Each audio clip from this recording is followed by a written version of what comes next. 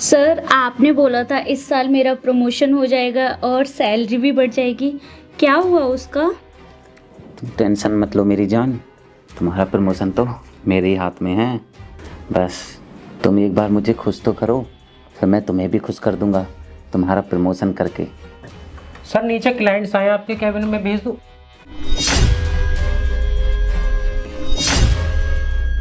बहन, ये बॉस के साथ क्या कर रही है? अबे ओ 2 कौड़ी के सिक्योरिटी गार्ड, तेरे अंदर जरा सी भी तमीज नहीं है। बिना नॉक किए तो मेरे ऑफिस में चला आया। तुझे मालूम है ना, मैं इस कंपनी का बॉस हूँ और बॉस के कैबिन में बिना परमिशन के जाते नहीं है। तो तेरी हिम्मत कैसे हुई बिना मेरी परमिशन के, बिना नॉक किए अंदर आने की? सर वो पिछले 1 घंटे से आपका नीचे वेट कर रहे हैं। मैंने आपको कई बार कॉल भी की लेकिन आपने कॉल नहीं उठाई, इसलिए सर मजबूरी में मुझे ऊपर आना पड़ा। तो आप बता दीजिए मुझे उनसे क्या बोलना है। अच्छा सुन, तू एक काम कर, उनसे बोल अभी मुझे 2-3 घंटे लगेंगे तो वो बाहर बैठकर मेरा वहीं इंतजार करें। वो क्या है ना, अभी मैं कुछ जरूरी काम कर रहा हूँ। साहब एक बात बोलूं, अगर आप बुरा ना मानो तो, छोटा मुंह बड़ी बात, लेकिन आप अपने काम पर ध्यान नहीं दे रहे हो। आपका ध्यान केवल और केवल अय्यासियों में है। आपके पिताजी जितनी मेहनत और शिद्दत से इस कंपनी को ऊपर लेकर आए ना, आप अपने गलत कामों की वजह से उतना ही इस कंपनी को नीचे डुबाते जा रहे हो। अगर आपको अपनी इज्जत का ख्याल नहीं है तो कम से कम अपने पिताजी की इज्जत का तो ख्याल रखो। अबे ओ 2 कौड़ी के सिक्योरिटी गार्ड, अपना मुंह बंद रख। तेरी हिम्मत कैसे हुई मुझे बोलने की? अब तेरे जैसा 2 कौड़ी का सिक्योरिटी गार्ड मुझे ज्ञान देगा? बेटा अपनी औकात मत भूल, तू एक सिक्योरिटी गार्ड है और मैं इस कंपनी का बॉस हूँ। फिर तेरी हिम्मत कैसे हुई अपनी कंपनी के बॉस को ऐसे ज्ञान देने की? और तू ये मत भूल कि तेरा घर मेरे दिए हुए पैसों से चलता है और तू मुझे ही ज्ञान देगा। तू मुझे बताएगा कि मैं क्या गलत कर रहा हूँ और क्या सही, मुझे क्या करना चाहिए और क्या नहीं करना चाहिए। तेरा काम ना कंपनी के गेट पर खड़े होकर सिक्योरिटी करना है, ना कि मुझे ज्ञान देने का काम है तेरा, समझा? तू चल जा और जाकर यहाँ से काम कर अपना, वरना मुझे देर नहीं लगेगी तुझे इस जॉब से निकालने में। और फिर दर दर भटकता फिरेगा तू, खाने के भी लाले पड़ेंगे तेरे घर में, समझा? तू बड़ा आया मुझे ज्ञान देने वाला। चल अब जा यहाँ से। माफ़ कर दो साहब, मुझसे बहुत बड़ी गलती हो गई। वो क्या है ना साहब, मैं बहुत सालों से इस कंपनी में नौकरी कर रहा हूँ। इस कंपनी को बहुत नीचे से बहुत ऊपर तक जाते हुए देखा है मैंने, और आज जब देख रहा हूँ कि ये कंपनी बहुत नीचे जाती जा रही है तो मुझसे देखा नहीं गया। इसीलिए साहब आपसे बोल रहा हूँ, मैं जो यहाँ पर काम करता हूँ और आप जो मुझे तनख्वाह देते हैं उससे मेरे घर चलता है और मेरे बच्चे पलते हैं। और अब मैं देख रहा हूँ कि हमारी कंपनी बहुत नीचे जाती जा रही है तो साहब मुझसे देखा नहीं गया। और साहब प्लीज़ बुरा मत मानना, अगर ऐसे ही चलता रहा ना तो ये कंपनी बहुत जल्दी नीलाम हो जाएगी। अबे ओए, अब तेरा बहुत ज्यादा हो रहा है, अपनी औकात मत भूल। अब इससे पहले कि मुझे और गुस्सा आ जाए और मैं तेरे साथ कुछ कर बैठूं, चला जा मेरी नजरों के सामने से। तेरी हिम्मत कैसे हुई मुझसे ये बोलने की कि मेरी कंपनी मेरी हाथों से चली जाएगी? ऐसा कभी भी नहीं होगा, समझा तू? और तुम 2 कौड़ी के सिक्योरिटी गार्ड्स को क्या पता हम बॉस की जिंदगी कैसे होती है?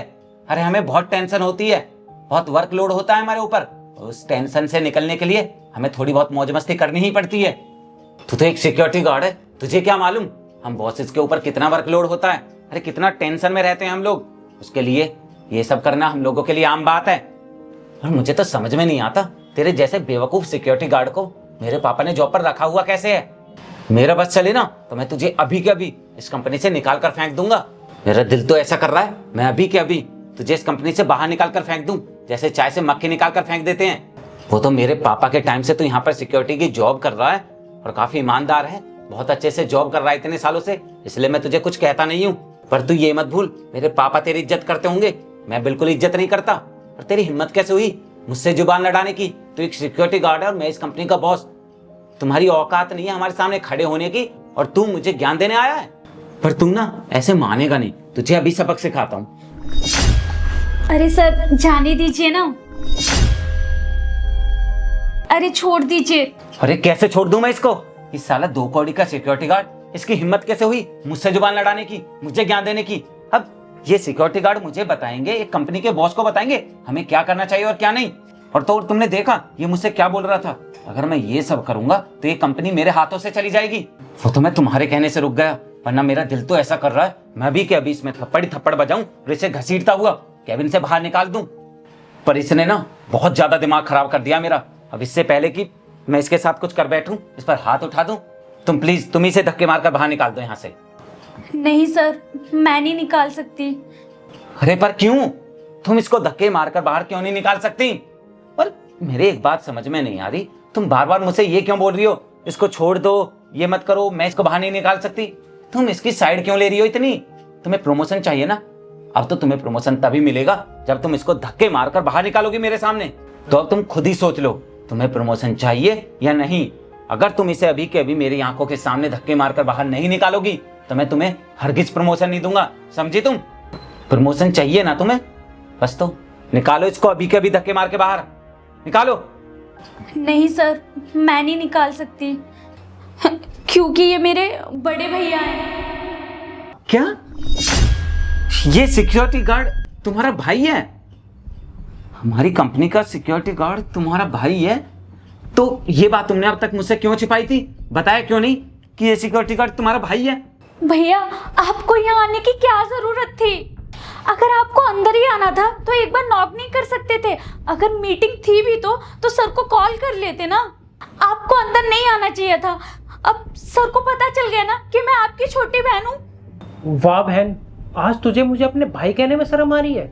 ऐसे संस्कार तो नहीं दिए थे हमारे माँ बाप ने तुझे। अरे वो तो भगवान का शुक्र है कि मैं बिना नॉक करे कैबिन में आ गया था, वरना मुझे तो सच्चाई पता ही नहीं चलती।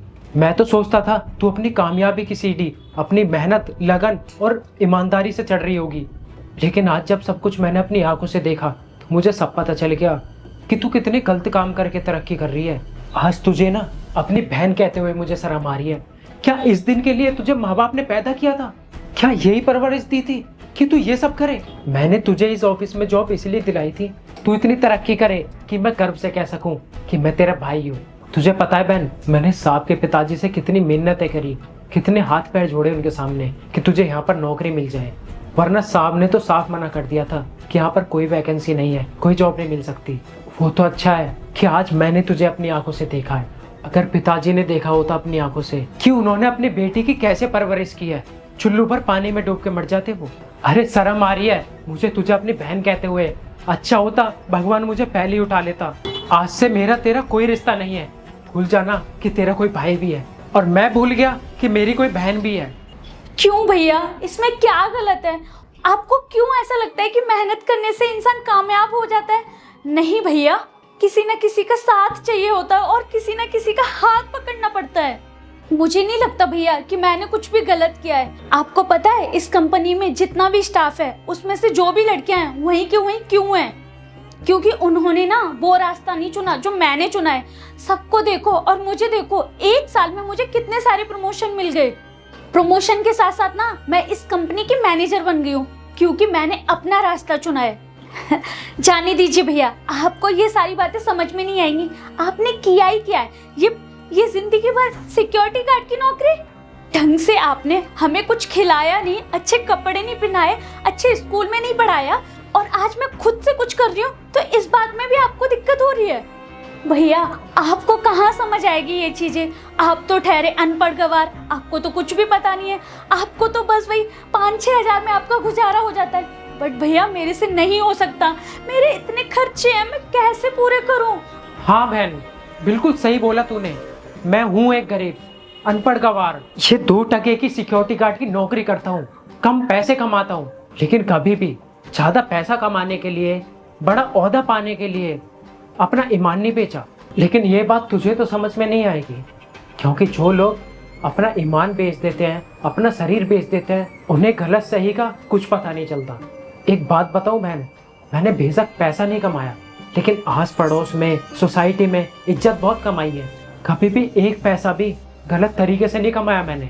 लेकिन आज जो मेरी इज्जत थी, तेरे भाई की इज्जत थी, उस इज्जत को तूने मिट्टी में मिला दिया।